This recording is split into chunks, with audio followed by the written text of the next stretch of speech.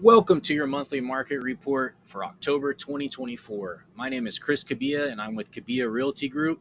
I'm a licensed Texas realtor and I'm also thrilled to be here with you today to go over everything that's ahead in the housing market forecast for next year. There's a lot of anticipation around what's to come, and what I'm going to do is break it down with professional visuals to help explain what the experts are saying is coming up for next year. I think it's better to show than to tell, and I hope that today is going to give you those resources that you need so that I can make an impact right now and help you understand what's coming in 2025.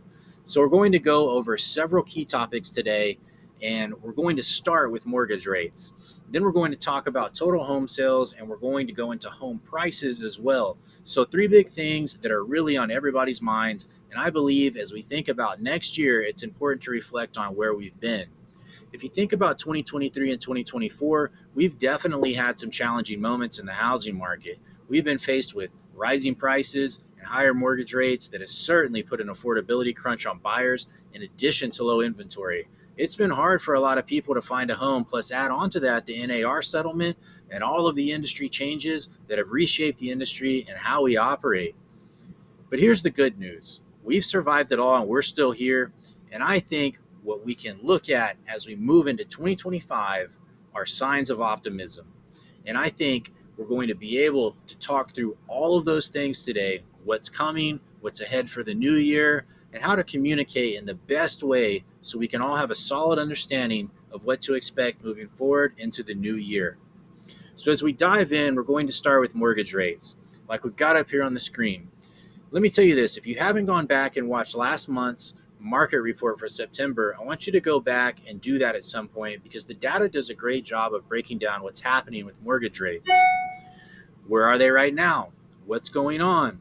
What do we look for? What to expect? How do we put all that together? And how does it relate to the Fed's decisions? All of those different topics are explained in last month's market report. So I want you to take the time and go back and watch that if you haven't, because I think it really sets the stage for where we're headed in 2025. If you guys have trouble finding that link or that video and you need help, send me a DM, send me an email, get in touch with me, and I'll be sure to send you that link. So as we do that, let's go ahead and dive in. And let's talk about mortgage rates first. And I want to begin with this quote right here from Realtor.com. It says, "We expect the economy to land softly and housing inventory to continue to recover. This should put downward pressure on mortgage rates this fall and winter and will set the stage for a much better season for home buying in 2025. I mean, that's really what we all want to hear. We want a much better season in 2025. It's certainly what we're looking for. We've seen some easing in mortgage rates already. That's improving affordability. We're seeing inventory rising. We're seeing all of these signs that are setting up a better environment for next year. So let's break down what that means. And I really think at the end of the day, as mortgage rates continue to ease, that is what is on everybody's mind right now. And that's really going to set the stage for how 2025 plays out. It's all going to be dependent on the economic factors coming in. What happens with inflation and unemployment? All of those different things that come into the equation are really, really going to set the stage for next year. And right now, the signs are good.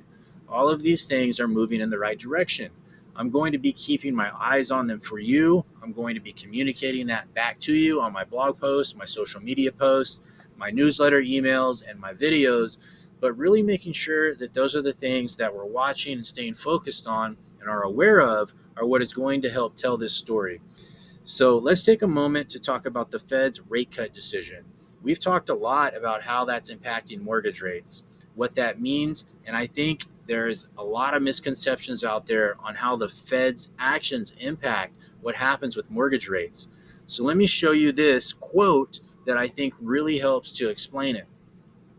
This is from Bankrate, and it says, "Fed interest rate cuts in general will bring about lower mortgage rates, which is a definite boost to the housing market, but it won't happen overnight."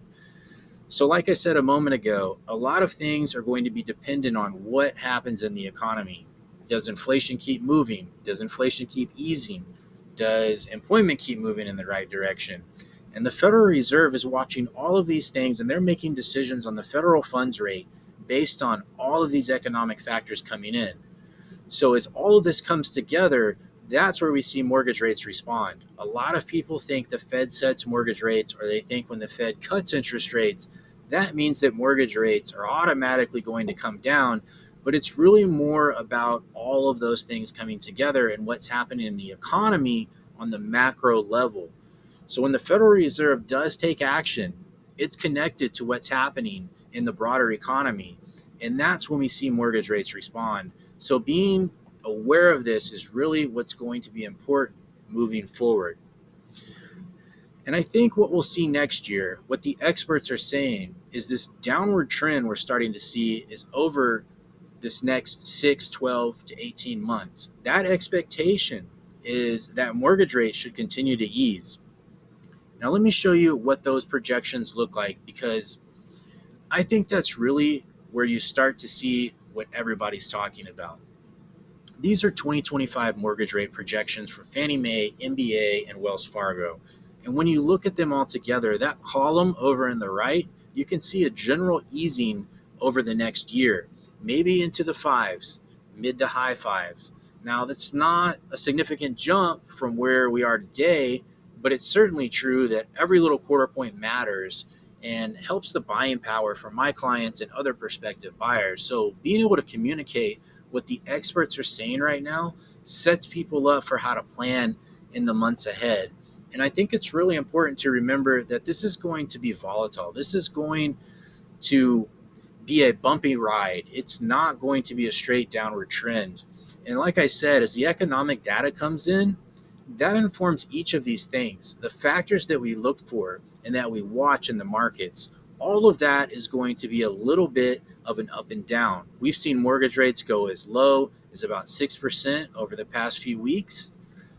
At the time that I'm recording this video in early to mid October, we're looking at more like around 6.68%. So we've seen a general easing trend, but it's going to be a little bit of a volatile, bumpy road, as we say, with ups and downs. And one of the most important things to remember when you're talking about forecasts for mortgage rates is that they are the hardest thing to project in the housing market. There's so many different factors that go into them. And so once you start to project a number, you are inevitably going to be wrong unless you get lucky. So taking the best possible data that we have right now, the best projections out there, everything we're looking at, the historical signs that we can see mortgage rates are expected to continue to ease slightly next year over the next 6, 12 to 18 months. And that is a great sign for both buyers and sellers. If you look at this chart, this is mortgage rates and projections for 2025. You can see the dotted lines or the projections over the next year from the same three forecasters. So certainly coming down off that peak from a year ago, definitely not as low as what we saw in 2020 and 2021 when they hit those historic lows. That's not where we're headed, in my opinion, but we're certainly moving in the right direction. And that's definitely one of those signs of optimism I certainly want to share with y'all. I want to help every potential buyer and seller know what this means as mortgage rates come down, how it improves affordability, how they have opportunities, taking advantage of those opportunities, and helping my clients really understand their buying power at this moment. So as we go into next year, being able to communicate what this means is vital for helping people buy and sell their homes, because really and truly what this means is it's going to take a lot of people off the sidelines. This quote from Wells Fargo says, "Lower financing costs will likely boost demand by pulling affordability crunch buyers off the sidelines." And that's a big deal because there's been a lot of people that have been waiting, maybe even still waiting, because they don't truly understand the difference that this could make, even right now. I've done some research lately, and you're going to see this in the coming months, how much more buying power that you will have on a $500,000 loan compared to this time last year. The monthly mortgage payment on that loan has gone down about $500. Now, that is a massive change. You're going to see me talking a lot about this in the months ahead and what increased buying power means for buyers. Being able to get that message out there is mission critical, because there's going to be a mindset shift as mortgage rates continue to ease. And like I said, it's going to be volatile. There's going to be some ups and downs, but people are going to start thinking differently about their plans. As a matter of fact, they probably already are. If you look at this survey that we have from Bankrate, it says more than half of homeowners would be motivated to buy with rates under 6%. This is a recent survey that they put out that basically says about 52% of buyers and homeowners would be willing to buy a home if rates come down below 6%. That mindset shift is going to be a game changer. People are starting to think about this already. And on the sell side, over one third of homeowners would be motivated to move with rates under 6%. So, what people are saying is, as rates come down, we're going to do something. Not everybody. It isn't going to be a massive influx, but we're certainly going to see more people in the market. We're going to see more buyers start to jump back in. We're going to see more sellers feel a little bit less rate locked. And what that's going to do is it's going to unlock inventory. And when we unlock inventory, what does that mean? It means more transactions. And so when we think about 2025, I want to walk you through what the projections are for total home sales because more buyers, more demand, more inventory, all of these different things mean more transactions in the market and more people that are going to step back in. So let's take a look at what the experts are saying. This is total home sales, and they are forecast to rise next year. So the current pace right now, if you look over on the right, is that we will sell about 4.7 million homes in 2024. Now, this is a combination of existing homes and new construction, but 4.7 million is certainly not anything compared to pre-pandemic as you look back to 2019, and certainly not even close to 2020 and even 2021 when everybody was buying and selling a home. You can clearly see that drop off. That's happened over the past couple of years as we've seen affordability crunch with higher borrowing costs and higher prices. But as we look into next year in 2025, experts are projecting about 5.4 million homes to sell in this country. So certainly a tick up, definitely something that will help invigorate the business, no doubt. And I do believe that when we look back in time a few years from now, when we look back at 2024, that'll probably be the bottom on transaction volume, and it should tick up from here. We're seeing more homes built. We're seeing financing costs come down. We're seeing prices moderate. All of these things that should drive more transaction in the market, and that's good news for both buyers and sellers. If you want to break it down to see what the experts are actually saying, it's anywhere from about 5.2 to 5.7 million homes are the current projections for next year.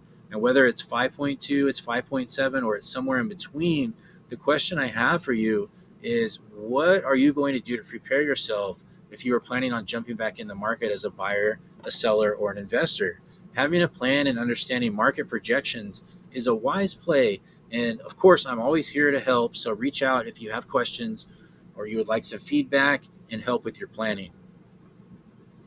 And I think this quote from Business Insider is really important in that context because it says waiting until next spring or summer should also give you more inventory to choose from, but you'll likely be up against greater competition since it's the peak buying season. So we know transactions are expected to increase next year, but when we have a lot of people sitting on the sidelines and waiting, when mortgage rates come down a little more, the question is, will I get a better deal?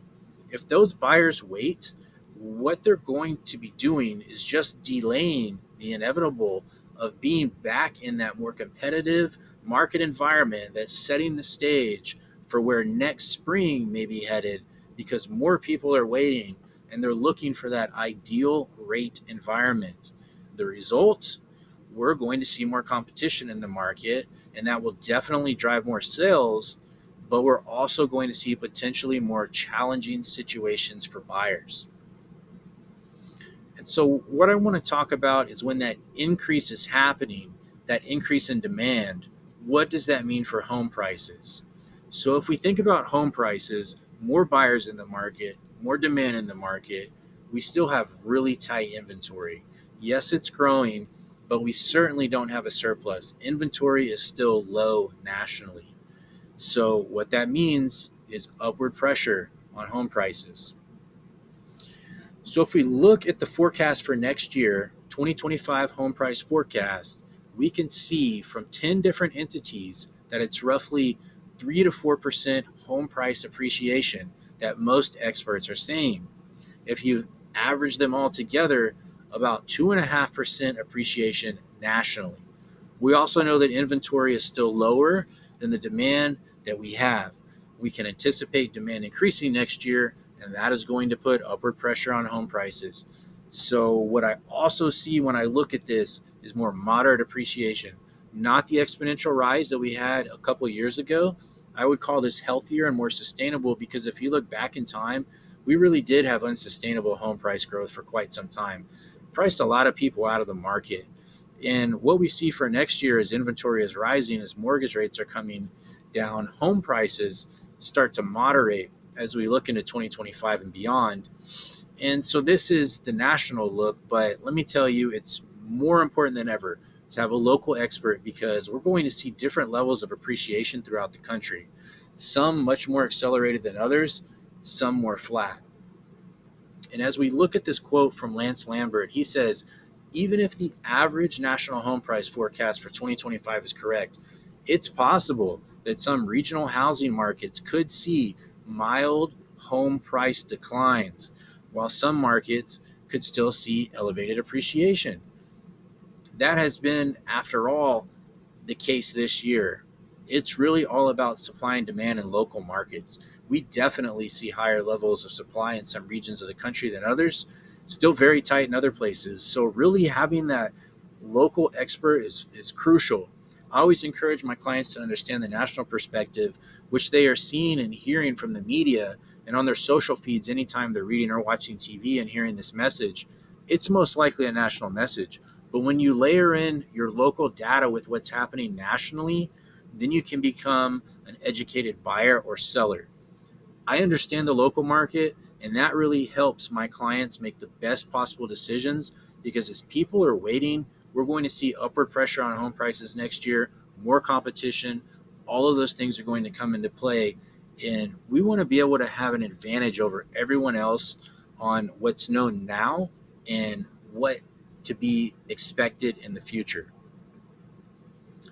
So if we had to sum it up, I think Selma Hepp from CoreLogic says it really well. She says currently economic projections for 2025 are also positive, which points to a positive outlook for the housing market.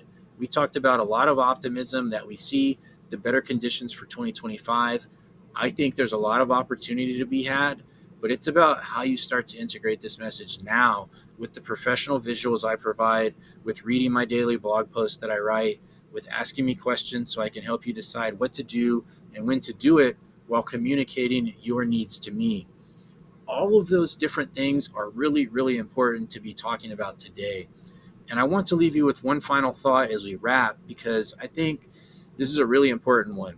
Always remember that no one can give perfect advice, but I can give you expert advice, and it's backed by data, experience, and proven results. I hope you enjoyed this presentation today and have a better understanding of what the housing market in 2025 will look like. I've closed multiple millions of dollars in gross sales volume this year, working with buyers, sellers, and investors. And what I've seen is that people buy and sell all year despite interest rates or public perception. There are always smart deals on the market if you know where to look and understand how to interpret the data properly. And that is precisely why my clients get the best deal possible every time. So if you have questions or just want to talk about real estate, please don't hesitate to reach out. All of my contact info is linked below. Thank you for watching the video today.